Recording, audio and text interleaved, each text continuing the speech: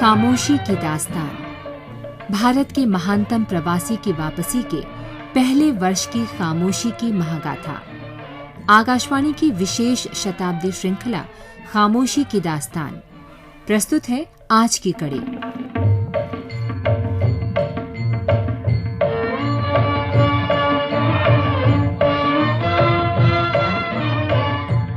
सत्याग्रह आश्रम के स्थायी निवासी वहां पहुंच गए थे। पहली सूची के मुताबिक करीब करीब सब। आश्रम की गतिविधियां धीरे धीरे रफ्तार पकड़ रही थीं। नियमावली के अनुरूप सोना जागना और खाना पीना नियंत्रित था। प्रार्थना सभा नियमित होती थी, बिना नागा, बिना अपवाद। सूत काता जाता था। विद्यालय शुरू हो गया था। आश्रम में फिलहाल 40 की जगह 35 लोग थे, बाकी पहुंचने वाले थे। स्थायी निवासियों में 2 उत्तर भारत के थे, 9 मद्रास प्रेसिडेंसी से और 24 गुजरात से, काठियावाड़ से। जाहिर है क्षेत्रीय प्रतिनिधित्व के हिसाब से वहां एक बड़ा असंतुलन था। असंतुलन का सवाल गाहे बगाहे उठने भी लगा था। पूछा जाने लगा था कि वहां गुजराती लोगों की भरमार क्यों है। क्या ये गांधी के अंदर छिपी बैठी क्षेत्रीयता की भावना के कारण है? गुजरात से बाहर उन्हें प्रतिभा और क्षमता वाले लोग क्यों नहीं दिखाई पड़ते? हालांकि सवाल आश्रम के लोगों की ओर से नहीं थे, बातें और ढकी छिपी आलोचनाएं गांधी तक पहुंच रही थीं। उत्तर देना उन्होंने जरूरी नहीं समझा।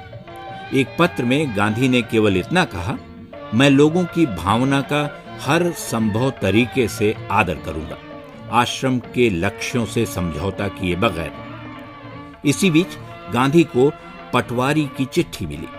अंग्रेजी भाषा, स्वदेशी, हथकरघा और ब्रह्मचर्य जैसे दीगर मुद्दों के साथ गांधी से उम्र में बड़े पटवारी ने अपने ढंग से आश्रम में गुजरातियों की ओर अधिक झुकाव का जिक्र किया था। गांधी ने इसका उत्तर देना जरूरी समझा, शायद इसलिए कि इस सवाल का अंतिम रूप से निराकरण हो जाए और भविष्य में यह मुद्दा न उठाया जाए। उन्होंने कहा, यह कैसे हो सकता है कि गुजराती लोग कभी गुजरात से बाहर नहीं देखेंगे। वे हिंदुस्तान के हर हिस्से में जाएंगे, कोने कोने तक। उन्हें देश की सेवा करनी है। भाषा का सवाल भी इससे जुड़ा हुआ था। गांधी ने कहा, वे जहां जाएंगे वहां की भाषा उन्हें सीखनी पड़ेगी।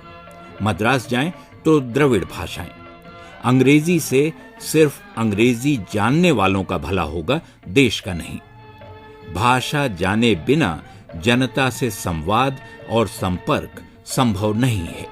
ऐसे सैकड़ों गुजराती हैं जो तमिल या तेलुगु धड़ल्ले से और अधिकार के साथ बोलते हैं। यूरोप में तकरीबन हर व्यक्ति 4 या 5 यूरोपीय भाषाएं जानता है। शताब्दियों पहले ऐसा हिंदुस्तान में भी संभव था, होता था।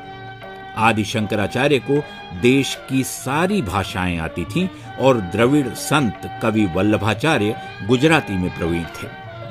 गांधी ने पूछा, अब ऐसा क्यों नहीं हो सकता?